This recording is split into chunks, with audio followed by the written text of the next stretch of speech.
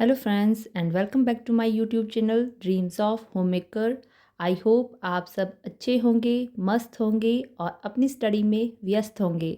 जैसा कि आप सबको पता ही होगा, करंटली मैं केवीएस एंड एनवीएस की टायर 1 की प्रिपरेशन कर रही हूँ, जिसके लिए मैं अर्ली मॉर्निंग उठने की कोशिश करती हूँ। बट एक दो दिन से मेरी रूटीन थोड़ी गड़बड़ा गई है, बट फिर भी मैं कोशिश कर रही हूँ कि मैं अपना बेस्ट स्टडी को दे सकूँ। तो आज मेरी सुबह की शुरुआत हुई 5 बजे एक गिलास गर्म पानी के साथ। जब मैं उठी उस टाइम लाइट थी। फिर मैं किचन में जाकर जब अपने लिए पानी गर्म कर रही थी, उसी टाइम लाइट चली गई। बट फिर मैंने सोचा अब उठ गई हूँ तो फ्रेश हो जाती हूँ, तब तक लाइट आ जाएगी। तो फिर मैंने फ़ोन की टॉर्च ऑन करी और फ्रेश हो गई। उसके बाद अपने लिए ब्लैक कॉफ़ी प्रिपेयर करके मैं आ गई थी रूम में। बट लाइट जो है काफ़ी लेट आई। जब लाइट आई थी उस टाइम 6 बजने वाले थे।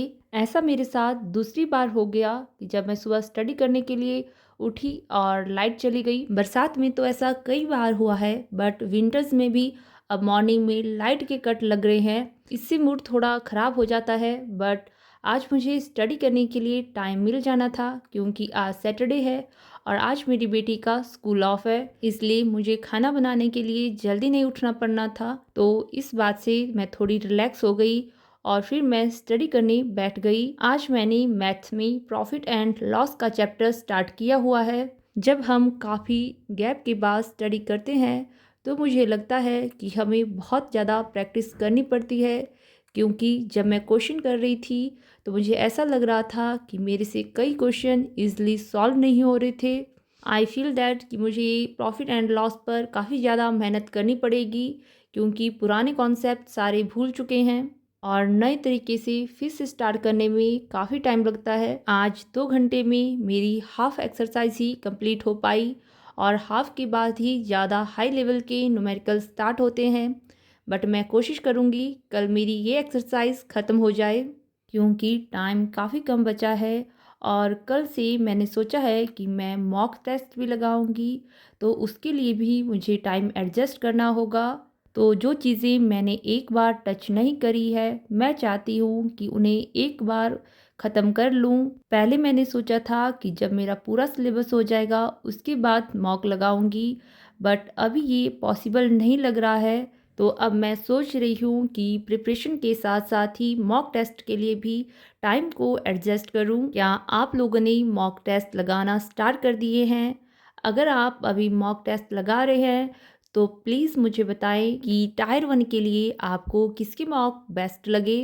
और अगर हो सके तो प्लीज़ आप अपना मॉक का स्कोर भी शेयर करें, इससे मुझे मोटिवेशन मिलेगी। क्योंकि कई बार जब हम मॉक टेस्ट लगाते हैं तो हमारा स्कोर अच्छा नहीं आता और जिस कारण से हम डिमोटिवेट होने लगते हैं। बट आई नो कि ये मॉक टेस्ट हमें अपने टेस्ट में काफ़ी हेल्प करते हैं। तो मैंने डिसाइड किया है कि कल से डेली एक मॉक टेस्ट लगाऊंगी। और अगर आप लोग मॉक टेस्ट लगाते हैं तो प्लीज़ मुझे ये बताएं कि आपको क्या लगता है कि दिन के किस टाइम पर मॉक टेस्ट लगाना सबसे बेस्ट होता है और उससे हमें क्या हेल्प मिलती है। क्योंकि मैं नहीं चाहती कि मॉक टेस्ट लगाने से मेरी स्टडी पर कोई इम्पैक्ट पड़े। तो मैं ऐसा स्लॉट चाहती हूँ जिससे मेरी स्टडी भी अच्छे से हो जाए और साथ में मैं मॉक टेस्ट भी लगा दूँ। तो प्लीज़ आप सब अपना एक्सपीरियंस शेयर कर सकते हैं, इससे मुझे एक गाइडेंस मिलेगी कि पहली बार मॉक टेस्ट कैसे लगाने चाहिए। मैं जानती हूँ कि आप सब लोग काफ़ी पहले से प्रैक्टिस कर रहे होंगे और आप सबकी प्रिपरेशन काफ़ी अच्छी होगी और अभी तक आपने बहुत से मॉक टेस्ट भी लगा दिए होंगे। तो आप सोच रहे होंगे कि अभी तक एक भी मॉक टेस्ट नहीं लगाया। आपको पता ही होगा कि जितना आसान हमें लगता है उतनी आसान एक हाउसवाइफ की लाइफ नहीं होती। हमें काफ़ी चीज़ें मैनेज करनी पड़ती है। वीडियो में जो हम चीज़ें दिखाते हैं वो हमारे दिन की रूटीन का सिर्फ कुछ परसेंट ही हिस्सा होती है। सारे दिन की रूटीन को रिकॉर्ड करना एंड शेयर करना पॉसिबल नहीं होता। बट अपनी घर की सिचुएशन को ध्यान में रखकर आप किसी भी हाउसवाइफ की लाइफ इमेजिन कर सकते हैं, खासकर तब जब उसके पास एक बच्चा भी हो। मैं ये नहीं कह रही कि मेरी लाइफ बहुत टफ है, बट आप लोग कुछ नेगेटिव ना सोचें, इसके लिए मैं पहले ही क्लियर कर रही हूँ कि मैं जितनी कोशिश कर रही हूँ मुझे लगता है वो बेस्ट है। मैं अपना 100% देने की कोशिश कर रही हूँ। मैं पुराने पैटर्न के हिसाब से तैयारी कर रही थी, बट एकदम से जब सिलेबस चेंज हो जाता है तो फिर चीज़ें मैनेज करना थोड़ा टफ हो जाता है। लास्ट टाइम जब मैंने केवीएस का एग्ज़ाम दिया था उस टाइम पैटर्न कुछ और था और मैं अभी तक उसी पैटर्न को फॉलो कर रही थी। अगर आपने पहले केवीएस का एग्ज़ाम दिया होगा तो आपको पता होगा कि पहले का जो पैटर्न था और इस बार का जो पैटर्न है वो बिल्कुल ही अलग है। बट फिर भी मैं अपना 100% देने की कोशिश कर रही हूँ। और अगर आपने भी पहले पुराने पैटर्न के हिसाब से तैयारी करी हुई है तो बिल्कुल निराश ना होइए। अपनी तैयारी को थोड़ा चेंज करने की ज़रूरत है।